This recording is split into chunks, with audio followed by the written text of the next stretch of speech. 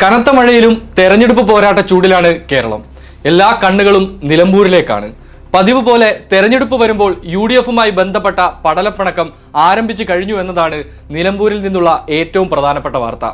അതിന് ചുക്കാൻ പിടിച്ചിരിക്കുന്നതാകട്ടെ നിലമ്പൂരിന്റെ ex-MLA PV Anwar. അൻവറിനെ തള്ളാനോ കൊള്ളാനോ കഴിയാത്ത അവസ്ഥയിലാണ് കോൺഗ്രസ്. അത്യാവശ്യം ബുദ്ധിപരമായ ഒരു നീക്കമാണ് അൻവർ നിലമ്പൂരിൽ പ്ലാൻ ചെയ്തത്. തുടക്കം മുതൽ നിലമ്പൂരിൽ ആര്യാടൻ ഷൗക്കത്തിന്റെ പേരാണ് കോൺഗ്രസ് മുന്നോട്ട് വെച്ചത്. എന്നാൽ കോൺഗ്രസിന്റെ തീരുമാനത്തോട് ആദ്യം മുതൽ തന്നെ അൻവർ എതിർപ്പറിയിച്ചിരുന്നു. അൻവറിന്റെ കണക്കുകൂട്ടലിൽ ഷൗക്കത്ത് അൻവറിനൊരു വെല്ലുവിളി തന്നെയായിരുന്നു.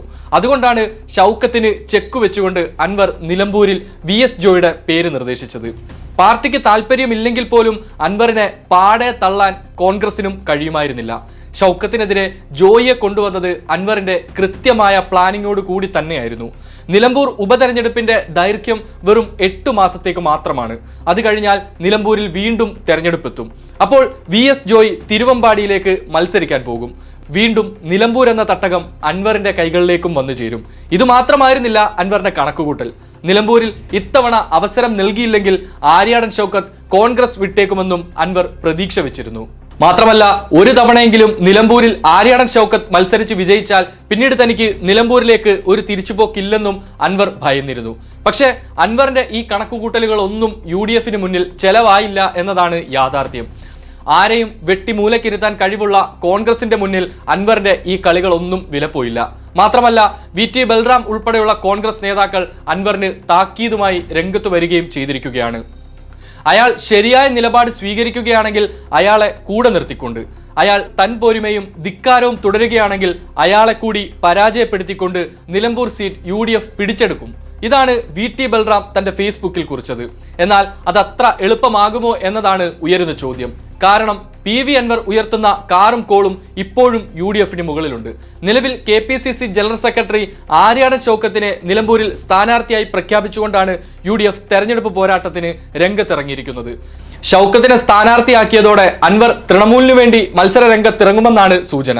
അങ്ങനെയെങ്കിൽ അൻവർ പിടിക്കുന്ന വോട്ടുകൾ UDFന് തിരിച്ചടിയാകുമോ എന്നത് കാത്തിരുന്നു കാണേണ്ട കാര്യമാണ്. UDF അംഗത്വത്തിനായി കത്ത് നൽകി 5 മാസമായിട്ടും അതിൽ തീരുമാനമെടുക്കാത്തതും അൻവറിന്റെ ആവശ്യം കണക്കിലെടുക്കാതെ സ്ഥാനാർത്ഥിയെ പ്രഖ്യാപിച്ചതിലൂടെയും UDF നൽകുന്ന സന്ദേശം മറ്റൊന്നാണ്. അൻവറിനെ വെടക്കാക്കി തനിക്കാക്കുക എന്ന സമീപനമാണ് UDFനുള്ളതെന്ന് വ്യക്തം. സ്വന്തം പാർട്ടിയായ തൃണമൂൽ നേതൃത്വത്തെ ഇറക്കിയുള്ള സമ്മർദ്ദ തന്ത്രമാണ് അൻവറിന്റെ അവസാന പ്രതീക്ഷ. അൻവർ ഉന്നയിച്ച ആവശ്യങ്ങളിൽ 2 ദിവസത്തിനകം തീരുമാനമെടുക്കണമെന്നാണ് തൃണമൂൽ UDFന് നൽകിയിരിക്കുന്ന അന്ത്യശാസനം. അല്ലാത്ത പക്ഷം അൻവർ മത്സരിക്കുമെന്നും തൃണമൂൽ വ്യക്തമാക്കുന്നു. UDF അംഗത്വത്തിനായി കത്ത് നൽകി 5 മാസമായിട്ടും പരിഗണിക്കാത്തതിലുള്ള പരിഭവവും തൃണമൂൽ നേതാക്കൾ പരസ്യമായി പ്രകടിപ്പിക്കുന്നുണ്ട്. ആര്യാടൻ ഷൗക്കത്തിനെതിരെ തുടർച്ചയായ വിമർശനങ്ങൾ ഉന്നയിക്കുകയാണ് PV അൻവർ. എന്നാൽ UDF അൻവറിനെ ഏറെക്കുറെ കറിവേപ്പിലയാക്കി കഴിഞ്ഞു എന്നത് വ്യക്തം. 2016 അൻവറിനോട് തോറ്റതോടെ നിലമ്പൂരിലെ ആര്യാടൻ കുത്തക തുടരാനാകാതെ രാഷ്ട്രീയ വനവാസത്തിലേക്ക് എടുത്തെറിയപ്പെടുകയായിരുന്നു ഷൗക്കത്ത്. 2021 സീറ്റ് ലഭിച്ചതുമില്ല. പുതിയ സാഹചര്യത്തിൽ സ്ഥാനാർത്ഥിയാകാൻ അവസരം ലഭിച്ചതോടെ ചിരവൈരിയായ അൻവറിനെ രാഷ്ട്രീയമായി ഇല്ലാതാക്കാമെന്ന കണക്കുകൂട്ടൽ ഷൗക്കത്തിനുമുണ്ട്. എന്തായാലും നിലവിൽ ഒരു ഗതിയും പരഗതിയും കിട്ടാതെ നിലമ്പൂരിൽ അലഞ്ഞു തിരിയുകയാണ് അൻവറിക്ക. മാത്രമല്ല, നിലമ്പൂർ ഉപതെരഞ്ഞെടുപ്പ് ഷൗക്കത്തിനും അൻവറിനും തങ്ങളുടെ രാഷ്ട്രീയ ഭാവിയിൽ ഏറെ നിർണായകമായി മാറുമെന്ന് ഉറപ്പായി കഴിഞ്ഞു. ഒപ്പം UDFന് തലവേദനയും.